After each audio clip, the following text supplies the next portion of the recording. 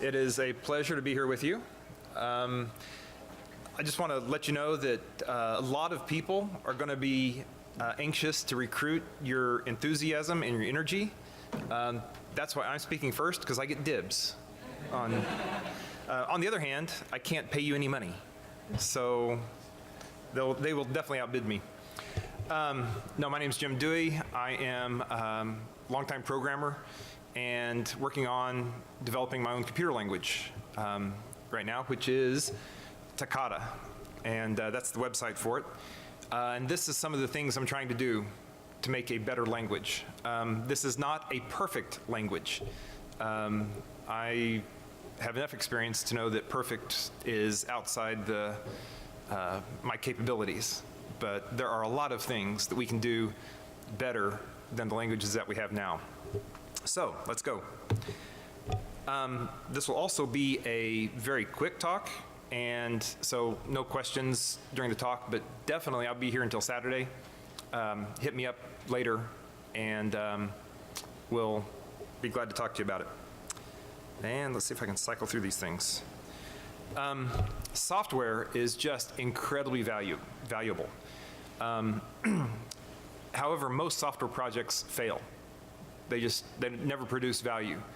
And yet, when you get out of the industry, we are some of the highest paid professional workers, particularly if you compare it to the amount of money we have to spend to get education. You can start as a programmer with literally no education and make a good salary. But forgot to start my timer. So the software that we do produce that does make it to production is valuable enough to cover all the costs of all the failures at the salaries that we get paid. That's a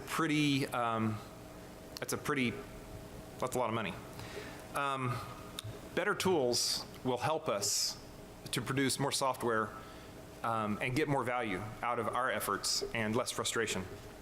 And the principal tool that we have is the language that we write our software in. So let's talk about languages. Just in general, in the broader world, a language helps us or allows us to transfer abstract concepts between two brains. You have two people talking, they have two brains. The language is what enables a concept to go from one brain to the next. And human language has a ton of ambiguity. I'm speaking in English right now, and American English, and Midwestern Kansas English, and there is just a ton of ambiguity in what I say. And you guys are making sense of my words even in spite of this ambiguity, because that's what we're good at. Because you have a shared context. And we're computer programmers. You guys kind of know what I'm saying when I refer to language, typically. And so you can pick out that context and resolve the ambiguities. But computers have no such context. We have to literally tell them everything. And that allows them to eliminate their ambiguity. But that is a huge task. I assume that most all of you have written software of some degree. And so you have a taste, you have a sense of what kind of, how much effort is required to do that. That, I guess, for lack of a better word, normal people don't. So the first way of reducing ambiguity is with syntax.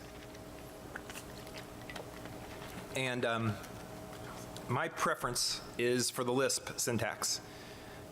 It's a set of rules that are very small. You get syntax in like C or JavaScript, and you have lots of rules with lots of exceptions. And if you drop a semicolon, sometimes you'll still have a completely valid program that does something totally different than what you expect, just by reading it. And so Lisp is good, but way too many parentheses. How many of you are familiar with Clojure, by the way? There's some. You should all be familiar with Clojure. It is an awesome language. It's a Lisp that runs on the JVM. And Rich Hickey, the creator of it, added just enough syntax to eliminate a lot of parentheses, and it's just enough to make it really good. So I like Clojure syntax. And like I say, syntax is like salt. A little bit is great, too much, and you destroy what you're trying to create. The other big thing that Clojure has, and it's becoming more prevalent, is immutability. And by what I mean by that is, when you assign a value to a symbol, that symbol's value does not change ever. It keeps that value. There are some ways where you can make it appear that you change the value of a symbol, but what you're actually doing is creating a new symbol, and it's very clear from the code what is going on. So immutability is it was one of the hardest things that I had when I was coming to Clojure from my other stuff. But once I got it, I was like, I cannot program without this ever again. I pick up a piece of C code now, and I break out in hives when I see x equals x plus 1. I'm like, that is stupid. And so that ambiguity, what that eliminates is you have a symbol at this point in your code, or at this point in the execution, not even, it may be the same point in the code, but different point in the execution has one value, and at another point in the execution, it has a different value. That ambiguity that you have to keep track of is just another load, a cognitive load, that really needs to be eliminated. But this is especially important for data structures. And so Clojure's basic data structures, the vector, the hash map, and the like, are all immutable by default. And actually, I mean, they're just purely immutable, not even by default. When you do an operation on one of these data structures, like reassign a new value to an existing key in a hash map, it does not destroy the old data structure. You still have that. It creates a new data structure, a new hash map, that shares information with the old one as much as possible, but just hasn't updated. So if somebody passes in a data structure to a function, they can know that the value they passed in will never change underneath them, no matter what that function does. That value is always theirs. Now, the function may do other stuff with it and create new data structures, but they know that theirs is always the same. And so when you're looking at Clojure code, it helps you, because you don't have to track what all the functions that you're calling does. When you're looking at a function, you know that the values that you've specified or that were passed in as parameters into your function are going to be constant throughout the entire execution of that particular function, no matter what any of the functions you call do. And that's just a huge, huge win. Like I say, it was astounding to me when that finally clicked, that just how useful that was. And I will say flat out that it is definitely a change of perspective and a change of thought, but so worth it, so worth the effort. Complexity. If you take just a simple case. If you have an if statement, 2 branches, okay, when you're writing code, when you're writing a function, you have to understand what both of those branches do as you're analyzing the behavior of that function. Well, if both of those branches branch into 2 other branches, and this is only 2 levels of if statements, 2 levels of conditionals, that's 4 cases you've got to keep track of as you're analyzing a function. And we play games, we don't play games, we have tricks. It's like we analyze one branch, and then we kind of swap that out of our brain and swap in the other branch, and then swap it out and swap in the next branch, and kind of keep track of things that way. But if you forget a detail from one of the other branches, then that's a problem, because it will invalidate the assumptions that you're using when you're analyzing another branch. So that's just one example. So we need ways of dealing with this complexity. And the best thing I found so far is category theory. So I have been programming long enough that I didn't have the advantage of category theory. And I was also in the embedded space, and so computer science wasn't like theoretical computer science or even theoretical math, even more so, was just not something that I even dealt with. And it's just been in the last 5 years or so that I've discovered category theory. And I'm like, oh, this stuff sucks. This terminology is just awful. But man, these ideas are so cool. And so I'm not going to tell you to go out and study category theory because it's really painful. But the abstractions that come from category theory can really hugely benefit us as programmers. And so one of the things I want to do is get those abstractions into common use, even if the terminology and the theory behind it doesn't. All right, let's talk about types. Oh, and by the way, I forgot the base assumption. Functional programming. Languages that are functional languages are just so much better than imperative or object-oriented languages that when I wrote this presentation, I didn't even question that assumption. I didn't even think about it needed to be on a slide, because that's just what I work with. So I am a functional bigot. I'm also a Lisp bigot, by the way, but I'm proud of that, because it's the right way. And if you disagree with me, you're wrong. But we can talk about it. Friendly-like. So types, once you get past the functional imperative flame wars, then, static or dynamic typing, which is better?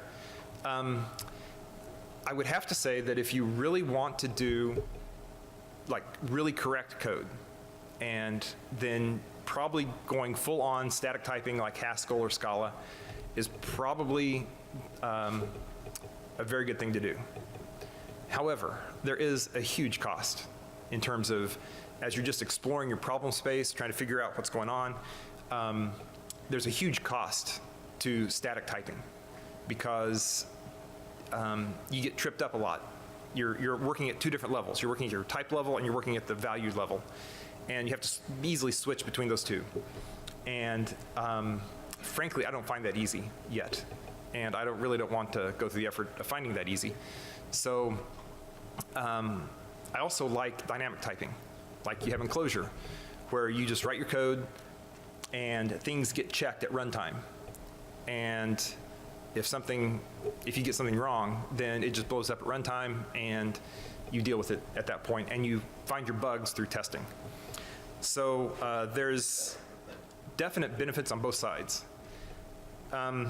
So what I wanted to do is find a way to give the benefits of static typing as much as possible without going full-on static typing to people that are comfortable and that want to do programming with dynamic typing.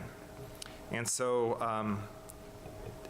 what I see as the ideal thing is a gradual algebraic dependent type system. And those are buzzword heavy sentence, so hit me up after the talk or whenever, and I can go into depth. But each of those three kinds of type systems means something specific in the context of a type system. And this is not a pure implementation of all of those, but it's an attempt to use ideas from all three to get the maximum benefit with the least amount of programmer effort in the language. The other thing is tools. So a great language, a better language is great, but languages do not live in isolation. Just because you have a good language does not mean that that is all you need. You need good tool support. Because we use editors, we use IDEs, we use linters. There's just and sometimes you don't want to statically analyze your entire program for every compiled debug cycle. You want to do that once in a while. Code formatters. There are all these tools that are absolutely necessary, that we absolutely need to make our jobs easier in terms of building software and building correct software. And they have to be written. And so the language itself needs to have capability to allow these tools to be written easily.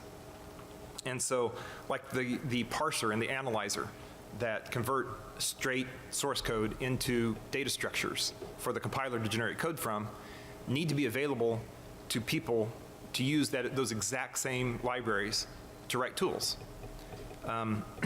Most code is not, let me rephrase that. The best use, or the most common use for code, is not to execute it, but it is to communicate between two people, or between a team of people, concepts about what is being executed, or what that software is supposed to do. So it's less a tool of communicating to the computer and more a tool of communicating between people. And so reading code is much more important than being able to just execute code. And so tools to help people read and understand code. I've opened up some code bases that it's like, I look at it and I'm like, who were these idiots? And I check the commit and it's like, oh, that was me. And it's because, you know, there are all kinds of mental models that you carry around as you're writing your code that don't get explicitly put into the code because there's no room for it. And so tools to analyze code and help you extract these mental models are hugely beneficial, especially if you're working on teams. It just helps immensely. So that's my rant about that. So my language, Takata, kind of does these things. This is what I wanted to put into a better language. Syntax like Clojure, but it compiles to C. So I came from an embedded background, did embedded software, found Clojure, loved it. It's like, this is awesome. It sucks that it's on the JVM. I want to compile to native stuff. I don't want to mess with this JVM garbage. And you know, I've since come around. There is a lot of value in the JVM ecosystem, but I'm still biased against it. And so I want native executables. And that was actually, that's why I started Takata, was I'm just going to do a straight port of Clojure to compile to C. And then I kept tweaking things, and eventually I just had to say, okay, that's fine. I'm creating a new language. That's it. So it's immutable by default, has the data structures that Clojure has. I coded up. The standard library, if you look through it, and I won't go into a deep dive but I stole some good ideas from Clojure, and but organized the standard library around the abstractions from category theory, and then wrote up a bunch of blog posts explaining each one without using the category theory terminology. It has that type system, like I said, and the libraries that I use in the compiler are on GitHub, and they're accessible from any Takata programmer for any Takata program, just as the compiler is. So the compiler is written in Takata itself and compiles itself, and it just imports these libraries the same way as anybody else that writes a Takata program can import them. So you could easily write, you know, a little snippet that would ingest and parse and analyze a Takata program just like the compiler does. And that is that's the website for it, which is just a blog. There's also links to GitHub and a Twitter feed that I tweet a little bit about it. So just kind of in closing, I have a couple minutes here. The ideas for this language really has come out of me programming for about 30 years. And just programming is painful. It has always been painful. It probably always will be painful. It is probably the most complex and abstract thing that humans do. Normal people ask me, like, what do you do? And I say, I'm a programmer, and I leave it at that, because they don't, you know, anything beyond that is But sometimes they ask, well, what's it like?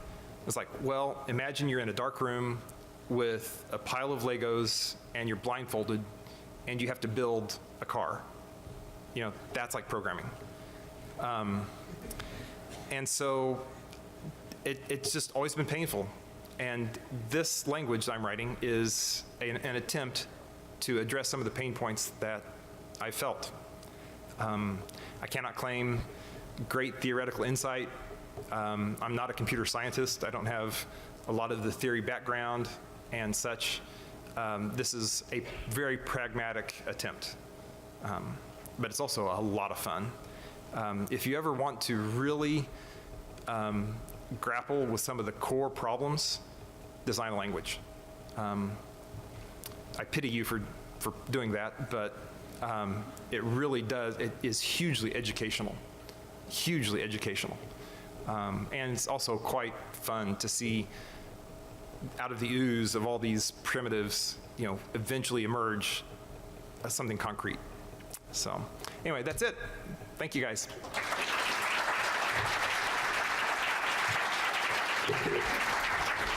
Thank you so much, Jim. Our next talk will be starting in a few minutes.